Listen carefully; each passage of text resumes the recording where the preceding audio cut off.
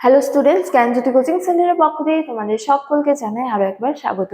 তো স্টুডেন্টস, আজকের ক্লাসে আমরা যে বিষয় নিয়ে আলোচনা করব তা হলো সুলতান মামুদ ও মোহাম্মদ ঘুরির ভারত আক্রমণের প্রকৃতি নিয়ে। ঠিক আছে, তো আলোচনা শুরু করার পূর্বে তোমাদের বলে রাখি, তোমরা যারা এসকেবিইউ অর্থাৎ সিধু কানু বিরসা ইউনিভার্সিটির অন্তর্গত ফোর্থ সেমিস্টারে রয়েছে, তোমাদের যাদের মেজর হিস্ট্রি রয়েছে তাদের পেপার 4 এর একটি গুরুত্বপূর্ণ টপিক নিয়ে আজকের ক্লাসে আমরা আলোচনা করব। তো আলোচনা শুরু করার পূর্বে তোমাদের একটা ছোট্ট ইনফরমেশন দিয়ে রাখি যে তোমরা যারা ভাবছো তোমরা এই সেমিস্টারে আমাদের সাথে অনলাইনে যুক্ত হবে, তোমরা স্ক্রিনে দুটো নাম্বার দেখতে পাচ্ছ। এই দুটো নাম্বার হলো আমাদের জ্ঞানজ্যোতি কোচিং সেন্টারের অফিসিয়াল হেল্পলাইন নাম্বার। তো তোমরা এই দুটো নাম্বারের মধ্যে যে কোনো একটিতে যোগাযোগ করে আমাদের সাথে যুক্ত হতে পারো। এছাড়া তোমাদের একটু কোর্স ডিটেলসটাও বলে রাখি যে তোমাদের যাদের মেজর কোর্স রয়েছে তোমাদের জন্য যে কোর্স ফিটা রাখা হয়েছে সেটা রাখা হয়েছে কেবলমাত্র 1199 টাকা। এছাড়া তোমাদের যাদের মাইনর কোর্স রয়েছে তোমাদের জন্য যে কোর্স ফিটা রাখা হয়েছে সেটা রাখা হয়েছে কেবলমাত্র 699 টাকা। তো এই টাকার বিনিময়ে তোমরা আমাদের কাছ থেকে কি কি পেয়ে যাচ্ছ? তো এই টাকার বিনিময়ে তোমরা আমাদের কাছ থেকে পেয়ে যাচ্ছ লাইভ ক্লাসেস, এছাড়া হাই কোয়ালিটি নোটস, এছাড়া রেকর্ডেড ক্লাস এবং কি 100% কমন সাজেশন। তো স্টুডেন্টস, এই ছিল ইনফরমেশন। এবারে আমরা আজকের আলোচনা শুরু করব। তো দেখো, সুলতান মাহমুদ ও মোহাম্মদ ঘুরির ক্ষেত্রে বলা যায় যে দুজনেই মধ্য এশিয়া থেকে কি করেছিল, ভারত আক্রমণ করেছিল। ঠিক আছে, তো তাদের যে ভারত আক্রমণের প্রকৃতি কি ছিল সেই প্রকৃতি নিয়ে আজকের ক্লাসে আমরা আলোচনা করব, বা পার্থক্য কি ছিল। ঠিক আছে, তাদের ভারত আক্রমণের যে উদ্দেশ্যগত পার্থক্য কি ছিল তা নিয়ে আজকের ক্লাসে আমরা আলোচনা করব। তো দেখো, প্রথমতম বলা হয়েছে যে গজনি সুলতান মাহমুদ দীর্ঘ ২৬ বছর ভারতবর্ষের বিরুদ্ধে সামরিক অভিযান পরিচালনা করেছিলেন। ঠিক আছে, তো ভারতের বিরুদ্ধে তিনি মোট ১৭ বার অভিযান চালিয়েছিলেন।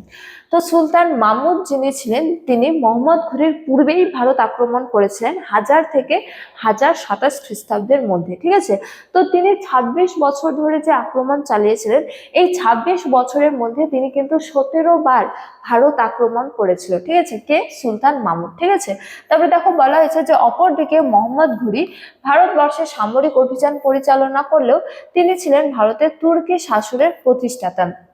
তো তিনিও কয়েকবার অভিযান চালিয়েছিলেন, কিন্তু প্রাথমিক পর্বে তিনি কিন্তু বিফল হয়েছিল, তার পরবর্তীকালে মোহাম্মদ ঘুরি কিন্তু সফল হয়েছিল।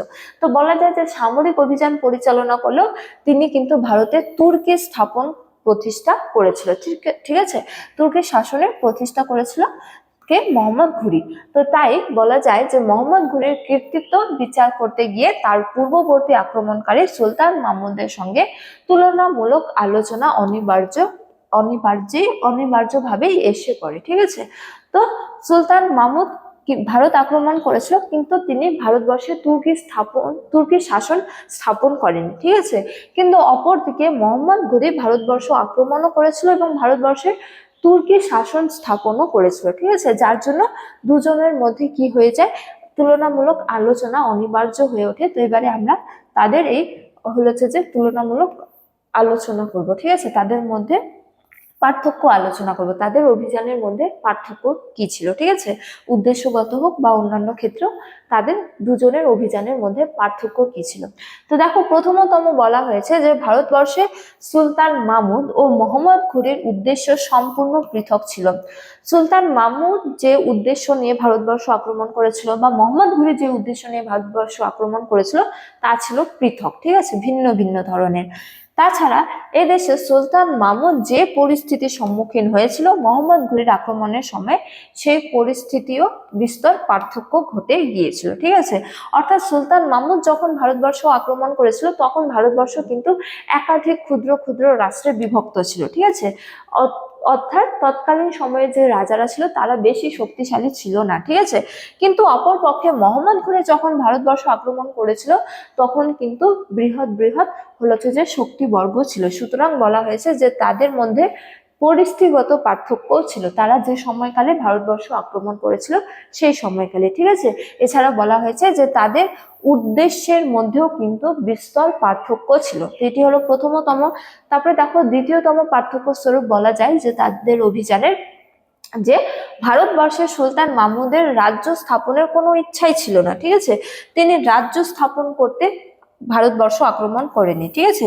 তো তার উদ্দেশ্য ছিল মধ্য এশিয়ার রাজ্য বিস্তার করে তুর্কি পারসিক সাম্রাজ্য গঠন, কিন্তু মোহাম্মদ ঘুরির মধ্যে এশিয়ার সাম্রাজ্য বিস্তার কোনো সুযোগ ছিল না। আচ্ছা, তো এক্ষেত্রে বলা যায় যে সুলতান মাহমুদের প্রকৃত উদ্দেশ্য কি ছিল? ভারতবর্ষ আক্রমণ করে ভারতবর্ষের ধন সম্পদ লুণ্ঠন করে নিজ দেশে নিয়ে যাওয়া এবং নিজ দেশে নিয়ে গিয়ে মূলত মধ্য এশিয়ায় কি করা? রাজ্য বিস্তার করা, ঠিক আছে। কিন্তু মোহাম্মদ ঘুরি তৎকালীন সময়ে মধ্য এশিয়ায় রাজ্য বিস্তার করার কোনো সুযোগ ছিল না।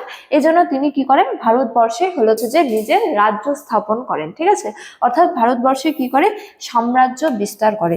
তো মোহাম্মদ ঘুরের উদ্দেশ্য ছিল কেবলমাত্র লুটতরাজ করা, কিন্তু সুলতান মাহমুদের উদ্দেশ্য ছিল যে কেবলমাত্র লুটতরাজ করা, কিন্তু মোহাম্মদ ঘুরে কি করেছিল? নিজ সাম্রাজ্যভুক্ত করেছিল ভারতবর্ষকে, ঠিক আছে।